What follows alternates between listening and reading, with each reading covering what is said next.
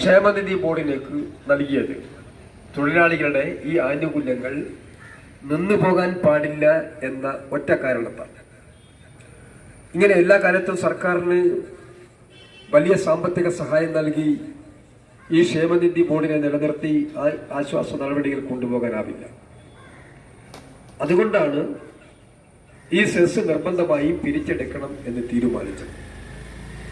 നേരത്തെ തൊഴിൽ വകുപ്പായിരുന്നു ഈ സെസ് പിരിച്ചെടുത്തതെങ്കിൽ ഇനി തദ്ദേശ സ്വയംഭരണ സ്ഥാപനങ്ങൾ മുഖേന ഈ സെസ് പിരിച്ചെടുക്കണം എന്നാണ് സർക്കാർ തീരുമാനിച്ചത്.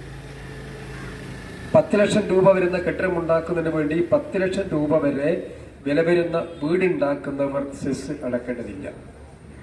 10 ലക്ഷം രൂപക്ക് മുകളിൽ ചെലവ് വരുന്ന വീട് നിർമ്മിക്കുന്നവർ, കെട്ടിടം നിർമ്മിക്കുന്നവരാണ് ആ 10 ലക്ഷം രൂപയുടെ 1% കെട്ടിട നിർമ്മാണ തൊഴിലാളി ക്ഷേമനിധി ബോർഡിലേക്ക് അടക്കുന്നതിന് വേണ്ടി സെസ്സായി കൊടുക്കേണ്ടത്.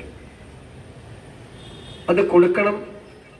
അത് കൊടുത്തില്ലെങ്കിൽ ഈ ക്ഷേമനിധി ബോർഡ് വീണ്ടും അവതാളത്തിലാകും. കേരളത്തിലെ കുറേയധികം പഞ്ചായത്തുകൾ ഈ സെസ് പിരിച്ചെടുക്കാൻ ആവശ്യമായ നിലപാടുകൾ സ്വീകരിക്കുന്നുണ്ട്. എന്നാൽ ചില പഞ്ചായത്തുകൾ ഈ സെസ് പിരിച്ചെടുക്കുന്നില്ല. അങ്ങനെ സെസ് പിരിച്ചെടുക്കാതിരുന്നാൽ ക്ഷേമനിധി ബോർഡിലേക്ക് വരുമാനം ഉണ്ടാകില്ല. വരുമാനം ഉണ്ടാകാതിരുന്നാൽ തൊഴിലാളികൾക്ക് ആശ്വാസം ലഭിക്കില്ല. തൊഴിലാളികൾക്ക് ആശ്വാസം ലഭിക്കാതിരുന്നാൽ തൊഴിലാളികൾ സ്വാഭാവികമായും സർക്കാരിനെതിരായി പ്രതികരിക്കും.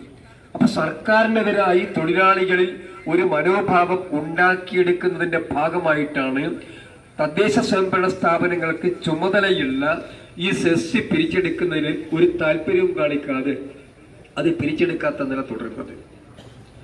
ഇതാണ് നിർമ്മാണ തൊഴിലാളി യൂണിയൻ ആവശ്യപ്പെടുന്നത്. ഗവൺമെന്റ് തീരുമാനിച്ച പ്രകാരം എല്ലാ തദ്ദേശ സ്വയംഭരണ സ്ഥാപനങ്ങളും കെട്ടിട നിർമ്മാണ ഉടമകളിൽ നിന്ന് സെസ് പിരിച്ചെടുക്കണം.